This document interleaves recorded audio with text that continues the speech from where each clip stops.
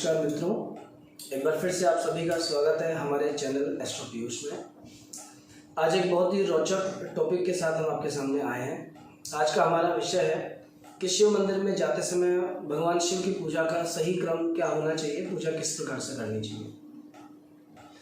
भारतवर्ष में लाखों करोड़ों हिंदू धर्मावलंबी प्रतिदिन मंदिर जाते हैं और भगवान शिव की पूरी श्रद्धा और विश्वास के साथ पूजा पाठ करते हैं, लेकिन पूजा का सही तरीका हमें पता होना चाहिए। और बहुत बार क्या होता है, छोटी छोटी गलतियों से हमारी पूजा का पूरा फल हमें नहीं मिल पाता है। तो आज का जो हमारा विषय है उसमें हम इसी के बारे में आपको बताएंगे। तो आइए शुरू करते हैं। देखिए, पूजा की शुरुआत हो जाती है जब आप जल का लोटा भरकर मंदिर जाने के लिए तैयार होते हैं। तो सबसे पहली बात तो आपको ये ध्यान रखनी है कि जल चढ़ाने के लिए सबसे अच्छा पात्र तांबे का पात्र माना गया है।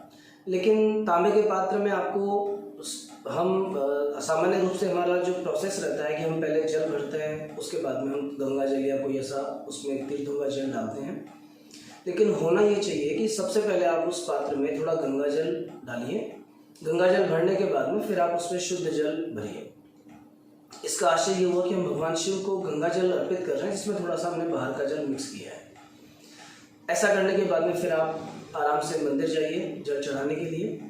और मंदिर में जब हम प्रवेश करेंगे, जैसे ही हम शिव मंदिर में प्रवेश करते हैं तो आपने देखा होगा हमारे सीधे हाथ की तरफ, हमारी दाहिनी तरफ एक छोटा सा एक पत्थर लगा होता है। एक देवता होते हैं जिनका नाम हमें पता नहीं होता, पर कई बार हम उन्हें प्रणाम करते हैं, कई बार नहीं करते हैं। इन्हें कीर्तिमुख देवता कहा जाता है। कीर्तिमुख को भगवान शिव ने ही प्रकट किया था एक बार, और शिव जी ने कोई आज्ञा कीर्तिमुख को दी। कीर्तिमुख ने उस आज्ञा का पालन किया और उससे प्रसन्न होकर भगवान शिव ने कीर्तिमुख को आशीर्वाद दिया कि आज के बाद जब भी उनकी पूजा होगी तो उससे पहले कीर्तिमुख की पूजा होगी। और इसीलिए मंदिर के दरवाजे के बाहर कीर्तिमुख की स्थापना होती है। तो मंदिर में प्रवेश करने से पहले थोड़ा सा जल आप कीर्तिमुख पे चढ़ाइए, उसके बाद अंदर प्रवेश कीजिए। अंदर प्रवेश करने के बाद में आपके सामने शिव पंचायत होगी, क्योंकि पूजा की शुरुआत सबसे पहले जल चढ़ाने से की जाती है और उसके बाद में हम पंचोपचार से गंध अक्षर पुष्प धूप दीप नैवेद्य से पूजा पाठ करते हैं। तो देखिए कि शिव पंचायत में 5 देवता आपके सामने हैं। सबसे पहले जो हमें जल चढ़ाना है वो भगवान गणपति को चढ़ाना है। भगवान गणपति प्रथम पूज्य हैं, सबसे पहले उन्हें जल चढ़ाइए। गणेश जी को जल चढ़ाने के बाद में गणेश जी की माता है माँ पार्वती, माँ गौरी। माँ गौरी को जल चढ़ाइए, माँ पार्वती को। और माँ पार्वती को जल चढ़ाने के बाद में फिर आप कार्तिकेय भगवान को जल चढ़ाइए, जिनके 3 मुख हैं। बहुत से व्यक्ति उन्हें चतुर्मुख ब्रह्मा भी मान लेते हैं। कुछ लोग मानते हैं कि ब्रह्मा जी की मूर्ति, पर वास्तव में वो कार्तिकेय भगवान है। कार्तिकेय जिन्हें षडानंद भी कहा जाता है, और ये भगवान शिव के पुत्र हैं, मोर इनका वाहन है और ये विद्या के दाता है। कार्तिकेय भगवान की पूजा करने के बाद में फिर आपको नंदीश्वर जो देवता है, नंदीश्वर भगवान शिव के ही गण हैं। और ऐसा माना जाता है कि भगवान शिव ने ही नंदी के रूप में अवतार धारण किया था। और अवतार धारण करने के बाद में उन्होंने नंदी से प्रसन्न होकर के नंदीश्वर को वरदान दिया था कि आप मेरे गणों के अधिपति रहेंगे, गणेश्वर रहेंगे, और आप जहाँ जहाँ मेरी पूजा होगी आप मेरे साथ विराजमान होंगे। तो इसी प्रकार नंदीश्वर जो है भगवान शिव की सेवा में सदैव तत्पर रहते हैं। आपको नंदीश्वर देवता को जल चढ़ाना है। नंदी के बाद में फिर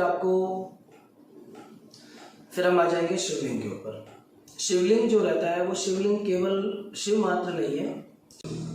नंदीश्वर भगवान की पूजा करने के बाद अब हम शिवलिंग की पूजा करेंगे। जो शिवलिंग है इसमें देखिए भगवान शिव के साथ साथ अन्य बहुत सारे देवी देवता भी विराजमान होते हैं, जिनकी पूजा साथ में होती है।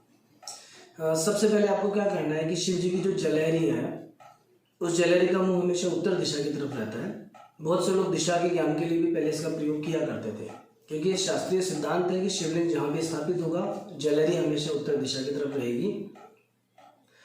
तो आपको उस जलहरी में जो अनंत भगवान अर्थात जो सर्प देवता विराजमान रहते हैं उन पे जल चढ़ाना है। बहुत से लोग सर्प देवता तांबे के सर्प भी शिव जी के ऊपर रखते हैं, तो आप उन पे चढ़ा सकते हैं। या जो शिव जी की जलहरी है उसमें सर्प बने हुए होते हैं, उन पे जल चढ़ाना है आपको। सर्प देव को या अनंत भगवान को जल चढ़ाने के बाद में फिर आपको जल चढ़ाना है जलहरी में। जलहरी में माँ पार्वती को मानते हुए क्योंकि भगवान शिव जो है वो पार्वती के साथ रहते हैं। जलेरी को पार्वती का रूप माना गया है, इसीलिए जलेरी में जल चढ़ाइए। और जलेरी पर जल चढ़ाने के बाद में बाईं तरफ वीरभद्र का स्थान है, दाईं तरफ कुबेर का स्थान है। थोड़ा सा जल बाईं तरफ छोड़िए, वो वीरभद्र देवता के नाम से छोड़िए। थोड़ा सा दाईं तरफ कुबेर देवता के नाम से छोड़िए। कुबेर भी धन के अधिपति हैं और धन की सुरक्षा और बांटने का काम इन्हें दिया हुआ है। भगवान शिव के ये प्रमुख गण हैं और इसके पीछे भी एक कहानी है कि कुबेर को कुबेर कैसे बनाया गया, ये हम किसी अन्य वीडियो में डिस्कस करेंगे। इन सब पे जल चढ़ाने के बाद में अंत में भगवान शिव पे जल चढ़ाया जाएगा और जो भी बचा हुआ जल है वो समस्त जल, अधिकतम जो जल है वो भगवान शिव पे चढ़ाएंगे। जल चढ़ाते समय ओम नमः शिवाय मंत्र का आपको जप करना है। पंचाक्षरी मंत्र शंकर भगवान को सबसे अधिक प्रिय है। एक बात का और विशेष यहाँ पे देखने वाली बात है कि शिव जी पे जो जल चढ़ाया जाता है वो जो जल नीचे गिरता है, नीचे बहुत सारे शिव जी के असंख्य गण हैं। भगवान शिव प्रेतराज हैं, प्रेतों के अधिपति हैं, भूत प्रेतों के स्वामी हैं, गणों के अधिपति हैं। तो शंकर जी के जो भी गण हैं वो सब विराजमान नीचे रहते हैं और जो जल छींटे के माध्यम से गिरता है, डायरेक्ट गिरता है या बच जाता है, वो सारा जल उनके गणों को मिलता है। इस प्रकार शिव जी की पूजा से बहुत सारे लोगों को आप तृप्त करते हैं, बहुत सी चीज़ों को तृप्ति मिलती है और अन्य बहुत सारे देवी देवताओं को भी जल साथ में चढ़ता है। शिव जी को जल चढ़ाने के बाद में फिर हम पंचोपचार पूजा करते हैं, गंधक्षत पुष्प धूप दीप वगैरह करते हैं। ये बहुत विस्तृत टॉपिक है, पर जो सामान्य चीज़ें कुछ एक मैं आपको बता देता हूँ कि एक तो जब भी शंकर जी को कोई चीज़ चढ़ाएंगे तो मोली नहीं चढ़ाई जाती। मोली का चढ़ाना निषिद्ध है, रोली का चढ़ाना निषिद्ध है। इसकी जगह आप चंदन चढ़ा सकते हैं, घिसने वाला जो चंदन होता है, गंगा माटी जिसे कहते हैं, वो चढ़ा सकते हैं। पर आपको मूली और रोली का प्रयोग नहीं करना। मूली की जगह आप सूत की जो कुकड़ी आती है सफ़ेद रंग की या रुई से बनी हुई आती है उसको चढ़ा सकते हैं। शंकर जी को सफ़ेद रंग के पुष्प अत्यंत प्रिय हैं, आप वो पुष्प चढ़ा सकते हैं, मोगरा या कोई सा भी। माँ पार्वती को कनेर का पुष्प प्रिय है, आप उन्हें वो चढ़ाइए। गणपति जी को दूर्वा और मोदक प्रिय है, तो दूर्वा और मोदक चढ़ाना सर्वश्रेष्ठ रहता है। नंदीश्वर और कार्तिकेय को सामान्य रूप से पंचोपचार पूजा आप कर सकते हैं। शंकर जी पर जो जल चढ़ाने का समय होता है ये 24 घंटे का होता है, कभी भी चढ़ा सकते हैं। इसीलिए शिवरात्रि में भगवान शिव की 4 प्रहर की पूजा होती है, रात्रि में भी जल चढ़ाया जाता है। जल चढ़ाने में एक विशेष बात जो आप सभी को ध्यान देनी है, अधिकतर लोग ये भी करते हैं कि जैसे पार्वती जी को पोशाक पहना रखी है या अन्य देवताओं को पोशाक पहना रखी है, वो सीधे क्या करते हैं कि सीधे पोशाक पर जल चढ़ा देते हैं। ऐसा नहीं होना चाहिए। जब उन्होंने वस्त्र धारण कर रखे हैं तो आप वस्त्रों को गीला नहीं कर सकते हैं, तो आप उनके पाँव पे जल चढ़ाइए, पाँव पखारिए। और यदि मान लीजिए कि पोशाक धारण नहीं की हुई है, उस स्थिति में आप जल चढ़ा सकते हैं। तो ऐसा नहीं करना। और अगर मान लीजिए आप चढ़ा भी देते हैं तो जो पुराने वस्त्र हैं उन्हें हटा के जल चढ़ाइए और नवीन वस्त्र आप लेके जाइए, वो उन्हें पहना दीजिए बाद में, इसमें कोई दोष नहीं लगेगा। शंकर जी को पूजा में बिल्वपत्र विशेष प्रिय है। शास्त्रों में कहा गया है त्रिदलम त्रिगुणाकारम त्रिनेत्रम च त्रिआयुधम त्रिजन्म पाप संहारम बिल्वपत्रम शिवार्पणम। बिल्वपत्र चढ़ाने से भगवान शिव की पूजा पूर्ण मानी जाती है। तीनों जन्मों के जो हमारे पाप हैं वो नष्ट होते हैं। तो शंकर जी को बिल्वपत्र जरूर चढ़ाना है। अन्य सभी जो पुष्प है वो सीधे चढ़ाए जाएंगे, लेकिन बिल्वपत्र उल्टा चढ़ाया जाता है, हमेशा ऐसे उल्टा करके चढ़ाना है आपको, इसका थोड़ा सा ध्यान रखना। शंकर जी को इत्र पसंद है, मोगरे का इत्र आप चढ़ा सकते हैं। और अन्य जैसे दीपक वगैरह जलाते हैं तो शिव मंदिर में 9 दीपक जलाए जाए तो उसे बहुत अच्छा माना जाता है।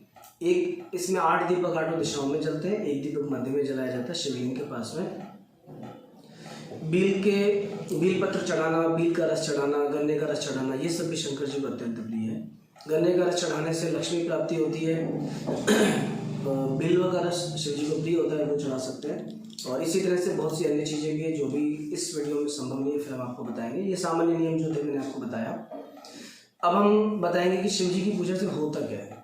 देखिए, जो व्यक्ति शिव जी को नित्य प्रति जल चढ़ाता है, अन्य कोई पूजा पाठ भी नहीं करता है, तो भी उसके पितृ बहुत प्रसन्न रहता है, क्योंकि शिव जी सभी पितृगणों के देवता है। पितृ कौन है? प्रेत तो है। तो जितने भी जो भूत प्रेत हैं उनके अधिपति भगवान शिव है। सारे पितृ जो है भगवान शिव की आज्ञा में तत्पर रहते हैं। जैसे ही आप शंकर जी की पूजा करते हैं, शिव जी को जल चढ़ाते हैं, वो सारा भोग प्रसाद पितरों को भी मिलता है। तो शंकर जी की पूजा से एक तो पितृदोष दूर हो जाता है। दूसरा, शंकर जी भगवान शिव जो है चंद्रमा को धारण करने वाले देवता हैं। चंद्रमा जो देवता है ये अत्यंत प्रसन्न रहेंगे। मानसिक परेशानी, टेंशन, चिंता, डिप्रेशन, ऐसी चीज़ें चंद्रमा के कारण उत्पन्न होती है, वो सब ठीक होती है। मन बहुत शांत रहता है शिव जी की पूजा के बाद में। यथा देहे तथा देवे, जैसा आप भगवान शिव को अर्पित करेंगे वो सब लक्षण आपके शरीर में भी प्रकट होंगे। ठीक है, और जो आपको प्रिय है वो भगवान शिव को चढ़ा सकते हैं, क्योंकि वो आपको प्रिय है, वैसे ही भगवान को चढ़ाना ठीक रहता है। भगवान शिव की, शंकर भगवान जो है आरोग्य के देवता है, इसीलिए जब कोई बहुत ज़्यादा बीमार होता है तो महामृत्युंजय मंत्र का पाठ किया जाता है, जप किया जाता है। शंकर जी की नित्य पूजा से अकाल मृत्यु का भय दूर होता है और शरीर स्वस्थ रहता है, आरोग्य की प्राप्ति होती है, बीमारियां दूर होती हैं। शिव जी की सेवा में कुबेर रहते हैं, जो शंकर जी की पूजा करता है उससे कभी धन की दिक्कत नहीं आती। उसके सब कार्य के लिए पैसे की व्यवस्था अपने आप होती है, हर जगह से पैसा उसके पास आता है और मन की शांति भी मिलेगी, उसे आरोग्य भी मिलेगा, पैसा भी मिलेगा, उसकी नित्य प्रति उन्नति भी होती रहेगी। और ये वीडियो पूरा करने से पहले एक विशेष बात मैं आपको बताना चाहूँगा कि अगर आप शंकर जी को, भगवान शिव को प्रसन्न करना चाहते हैं कि भगवान शिव आपसे नित्य प्रति प्रसन्न रहें, तो शिव जी के जो इष्ट देव हैं भगवान श्री राम हैं। ऐसा कहा जाता है कि भगवान शिव का जो गुरु मंत्र है वो राम मंत्र है और शिव जी सदैव राम मंत्र का ही जप करते रहते हैं। इसीलिए अगर आप शंकर जी के मंदिर में बैठकर कभी रामचरितमानस का पाठ हमें सुनाएं या पूजा में ओम नमः शिवाय मंत्र के साथ साथ यदि रामायण की कोई चौपाई पढ़े या राम राम राम की माला फेरें, तो भी शंकर भगवान आप पे विशेष प्रसन्न होंगे, विशेष फल आपको देंगे। तो इस वीडियो में आपको हमने मंदिर में जाने से लेकर और शिव पूजा के जो सामान्य नियम है वो सभी आपको बताए हैं। ये सभी चीज़ें, ये सभी तथ्य आपको कैसे लगे इसके बारे में बताइएगा। शिव पूजा से जुड़ी अन्य जो चीज़ें हैं अगर आप उनके बारे में जानना चाहते हैं, क्योंकि कुछ एक चीज़ें और भी है जो रह गई हैं, उनके बारे में अगले वीडियो में डिस्कस करेंगे। तो ऐसा कोई भी टॉपिक आप हमें बता सकते हैं और यदि आपके मन में कोई क्वेरी है, कोई प्रश्न है, आप कमेंट के माध्यम से बताइए, हम आपको ज़रूर रिप्लाई करेंगे। जय श्री राम।